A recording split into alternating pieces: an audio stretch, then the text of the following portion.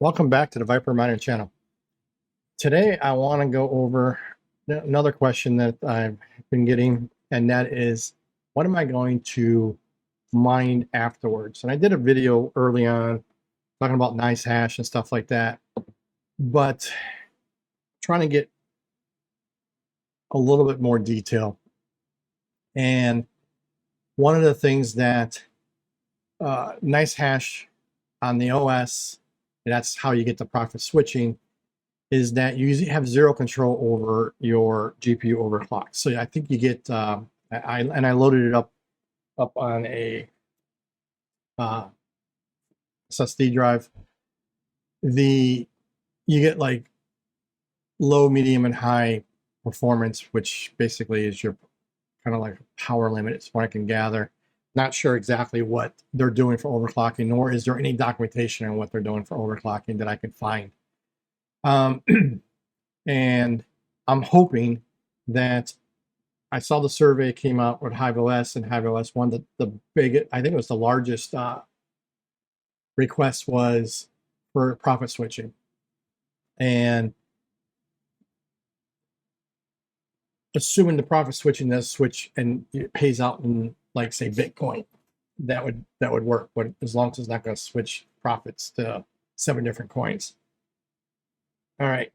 So what am I doing, right? So you really can't say, oh, I'm going to go to Flux, because Flux, I mean, until we get price discovery, I don't know where we're going to end off at.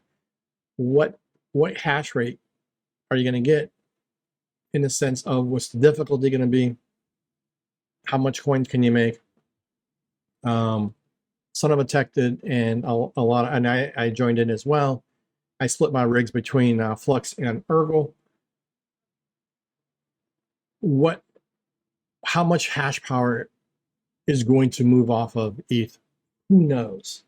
There's guesses, there's some probabilities that you can probably come up with on how much is ASIC and how much is not ASIC.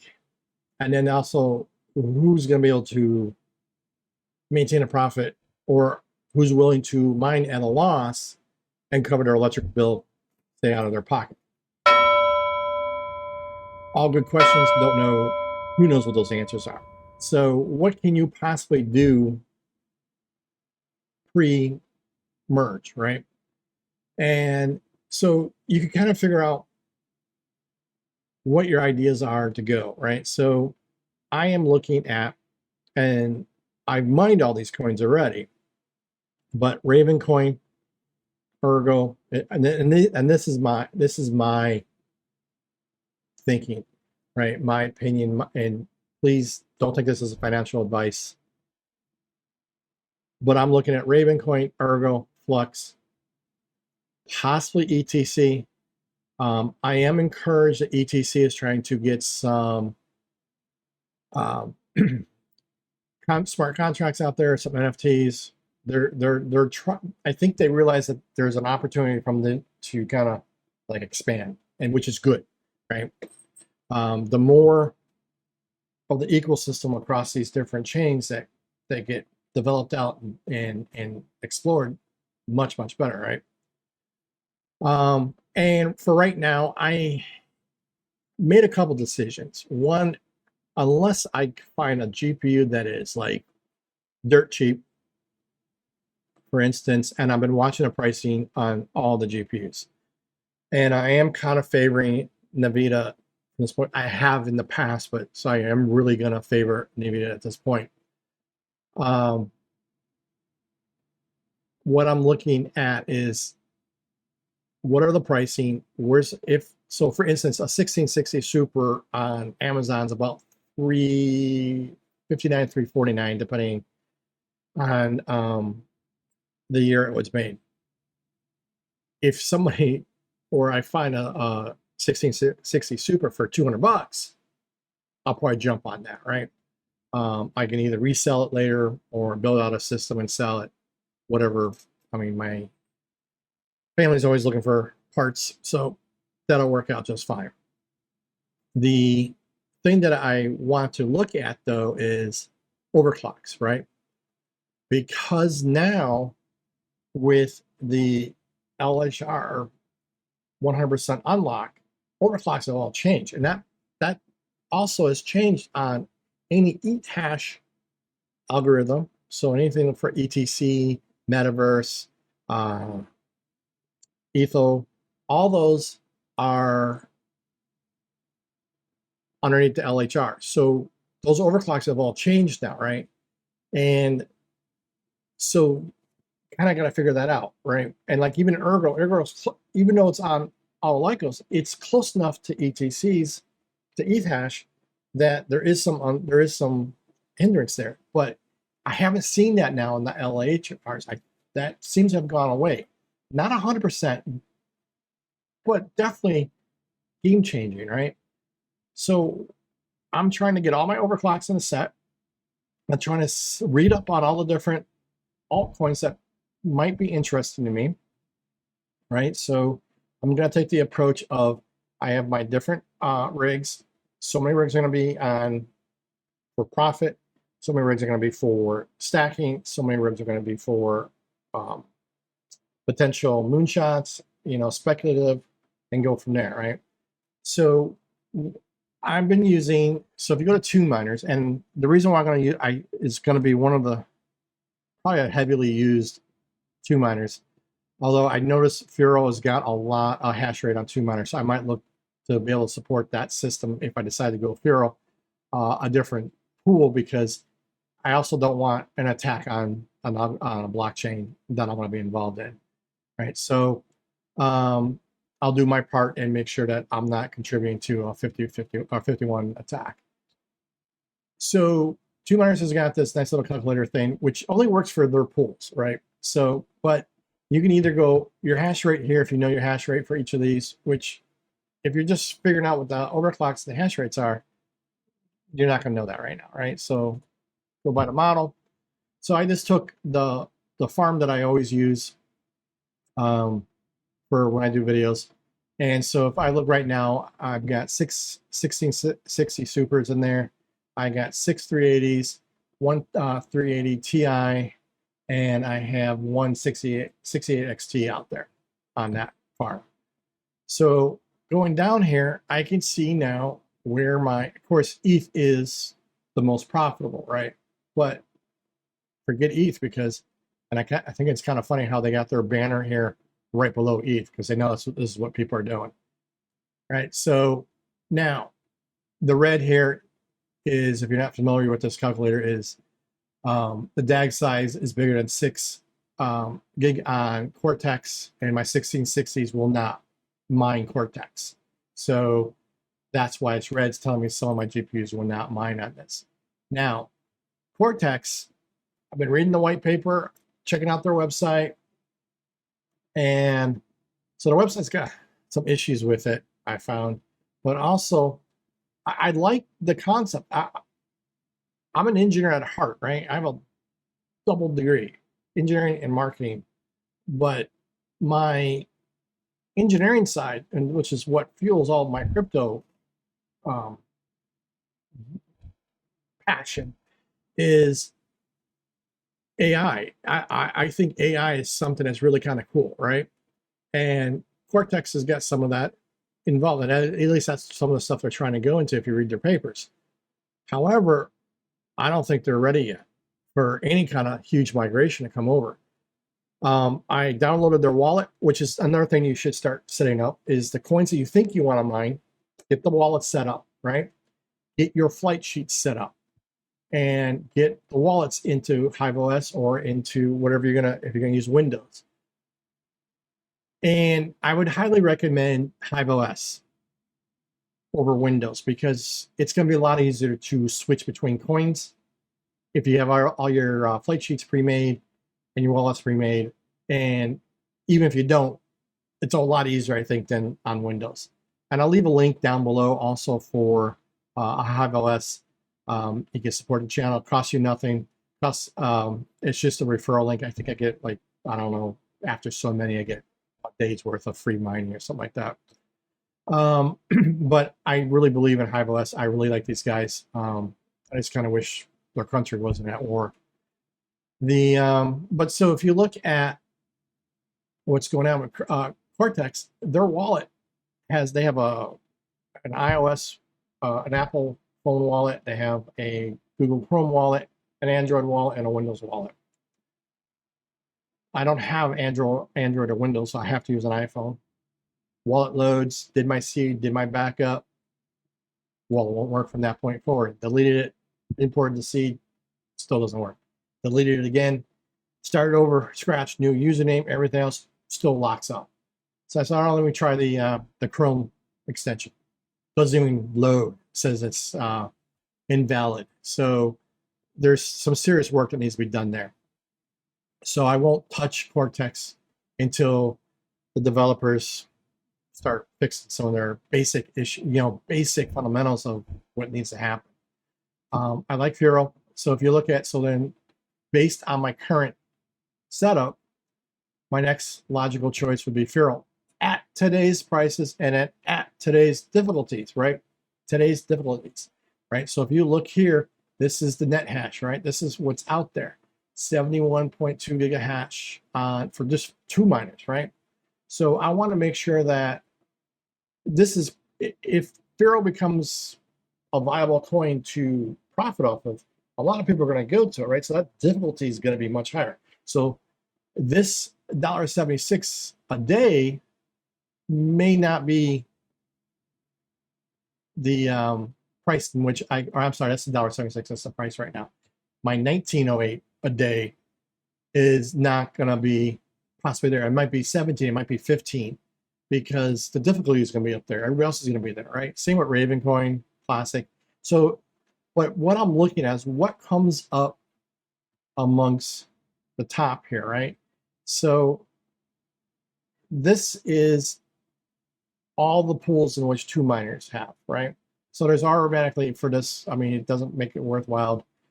Not only is this too big of a DAG file for me, but I mean, down here, this is not going to do anything. I mean, these are so low cap, right? So my cutoff's kind of flux here, 724. If that still holds true, I might want to look at flux. I do have a problem with Bitcoin Gold, Bitcoin Z, Zcash.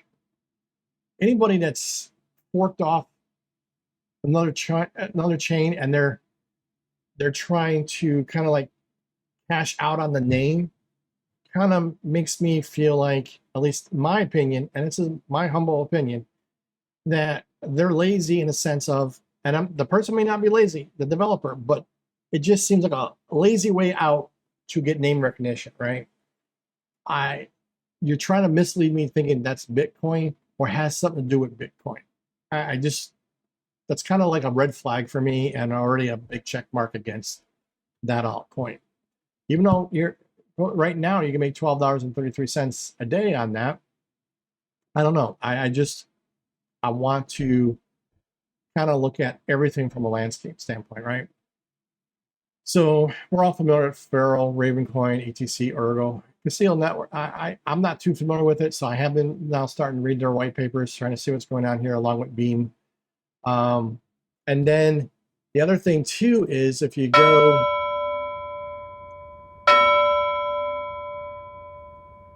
EtherMine.org, which is another very reputable pool. And you got the other thing too is you got to look at what pools are going to be around after ETH, right? If they do ETH like one other coin, I may want to be off that pool.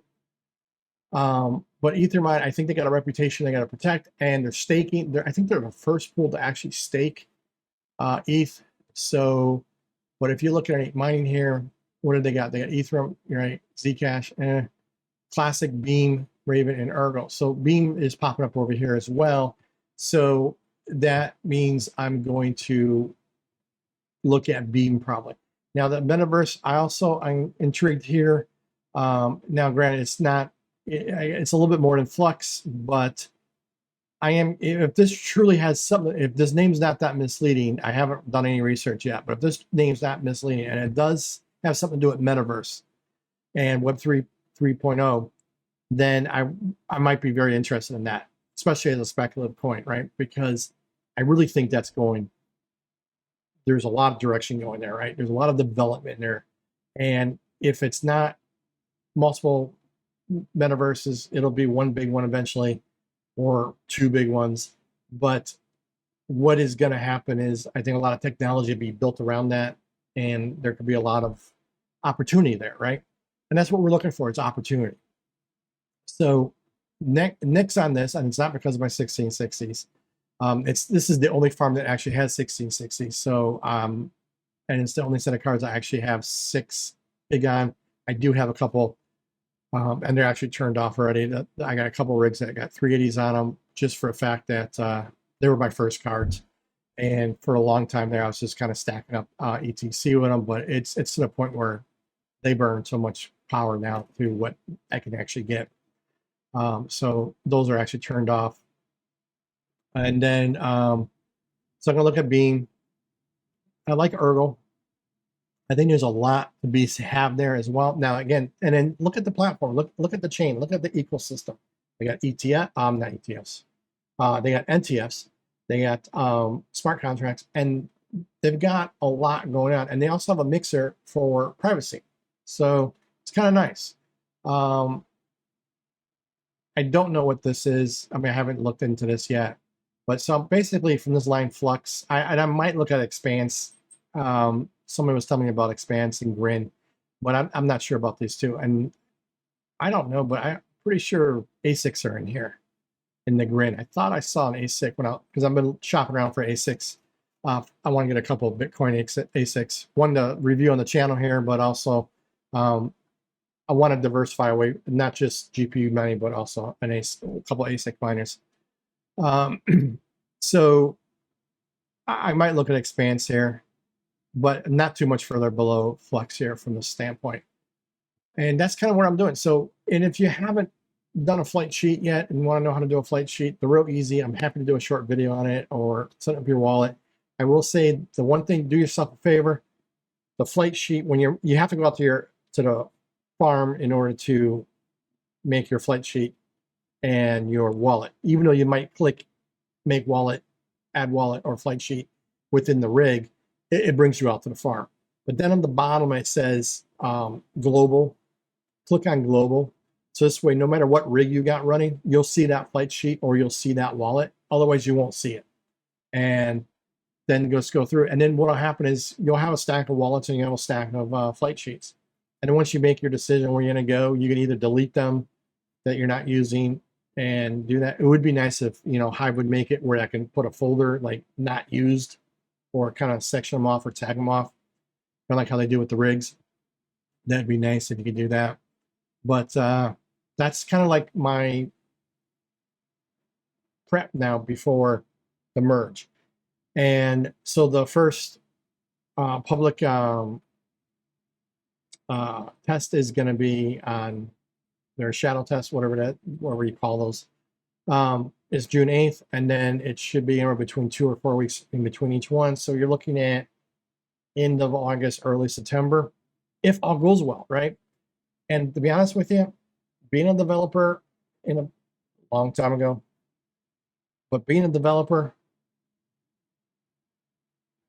this is a very large undertaking. And I don't wish any illness on them.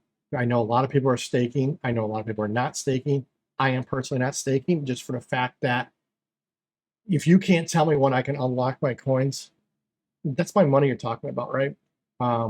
My wife's gonna saying, she's a manager over at the place she works at for the hospital, and she do not mess with people's schedules, which is time, and don't mess with their money, don't mess with their paycheck. And so that's a tenet that I've always looked at and kind of lived my life along that as well. Don't mess with my money, right? My money's my money, my seed's my money, right? So if you can't tell me when I can unlock my money, then I'm not going to do that, right? And surely I'm not going to put 32 ETH to go start a node. Now, however, I will tell you, and I have not looked into it. I just happened to get an email a couple days ago from KuCoin introducing their staking pool, and I have to look more into it. And if you guys want me to look into it, let me know, and I'll look into it and put a video out. But I'm going to look into it. But they created a token, and it's a one-to-one token against ETH. And so you buy the token, and then basically, you stake whatever you're going to stake, and then you get the equivalent of a token that you can cash back out and then convert, I guess. I don't know yet. I don't know exactly how that fundamental is going to work. But and I also want to make sure it's not a UST type scenario. But so I'll look at that, and then I might stake with KuCoin at that point. But I'm not going to stake with Ethermine or anybody else like that, because I want to be able to get my money back out. I know, God forbid something happens and you need your money, right? So I have been working towards making more of this as my full-time job. And so that revenue income is important, right? So you need, and again, not financial advice, but everybody needs to make that decision for themselves and figure out what they want to do, okay? But I think in the meantime, as we approach, a good way to look at this is to start figuring out what my overclocks will be for these different coins, research my coins. And so real quick, what I look at when I do a research is I read all the white papers. Are they well thought out? Do they have a roadmap? Is that roadmap like stops here and they don't know what to do? Or does it go all the way out 10, 15, 20 years? You know, what is the end goal for that project? Are the developers active? Do you see them on Twitter? Do you see them on Discord? Is the community active? Is it on Discord? And there's different, and I think if you go to Gekko, and I want to change that screen. Sorry guys, unfortunately the calculator does not have a dark mode on the calculator for 2 miners. If I go to Cardano, I think, yes. So CoinGecko is really good from the standpoint. So I go to any of the coins that they have listed here. They list out the developers, you know, what's going on, their ranking, what's the activities, right?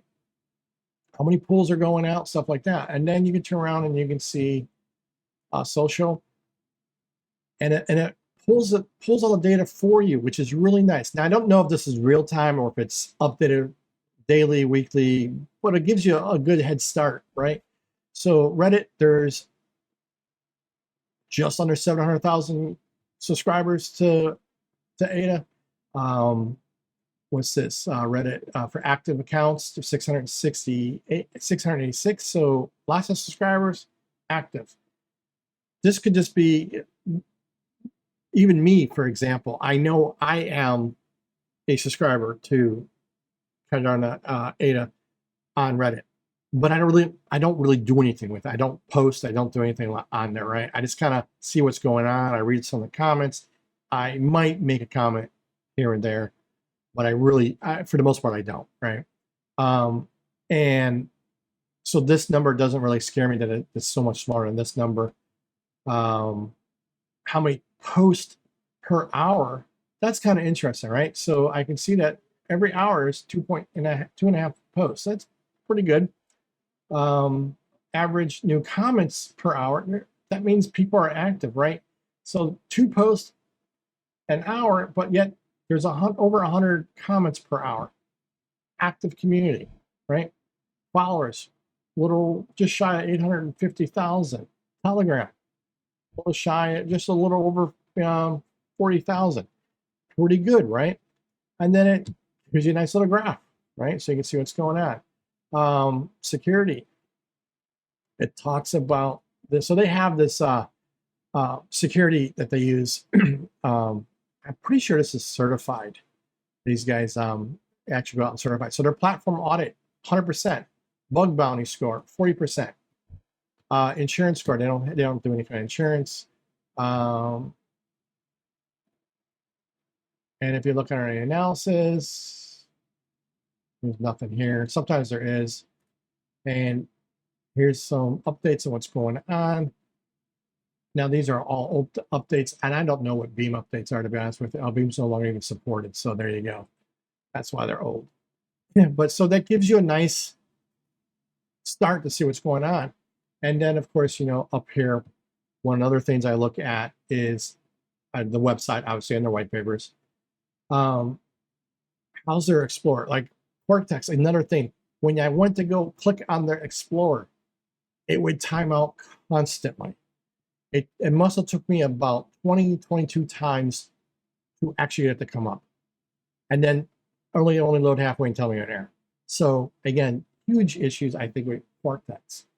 What wallets? So this is a big plus on my little checklist. Is there hardware wallets that I can attach? And here's the community. So now I can go out to the Twitter, I can go out to Telegram. They have a forum on their website. And then that's kind of like my start. And then the rest of it's gone basically on their website. And then I'll just start Googling it and see what kind of the temperature is out there as well. And then, of course, I will look at least a 1-year chart. Where is it going? And most currencies, back between third and fourth quarter last year, we're pumping up pretty good. And then we've been, because of the economy, we have been coming down. And again, altcoins all follow Bitcoin and ETH, right? And what's happening is Bitcoin and ETH are, again, following the stock market and what's going on with the futures, because you can actually trade Bitcoin and ETH on the futures market. And so that's kind of driving a lot of this. All right. So, and then a nice little social thing that you can do. It's like, do I feel good about ADA? Yeah, I kind of do. So out of the people that voted, 76 people, or 76% say good. Doesn't tell you how many people are there, and then the other piece of this is all the way down here. It gives you the markets. Where can I exchange my ADA, right?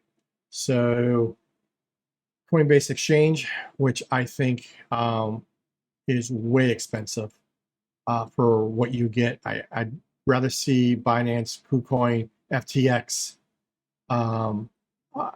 That's the one thing I'm not a big fan of is Coinbase Exchange. Their fees are very, very expensive. And I don't know, they're disproportionately more expensive than everybody else. My recommendation is stay away from that.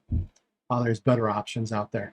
And then, so at that point, what do you do? And the beauty of that too is, so let's hypothetically say 2 miners was, I can't mine Cardano. I know that, but let's just take another example, one that actually is, what you're doing. But let's say, oh, here we go. Here's one. And then, and I really like XMR just for the privacy token. It is really nice. But again, so I'm going through here. So I got Ledger, Trezor. I got different wallets here that are hard wallets. Nice chart. Where's the 90-day, 1 year? You notice it has that. It's more of a steady kind of coin. And then you come through here, I can get onto Binance with it, which is what I use. Kraken, this is another one I've been looking at. And that's the other thing I highly recommend anybody's new. Sign up for a bunch of exchanges. You don't have to do the KYC on all of them right away until you really go buy something.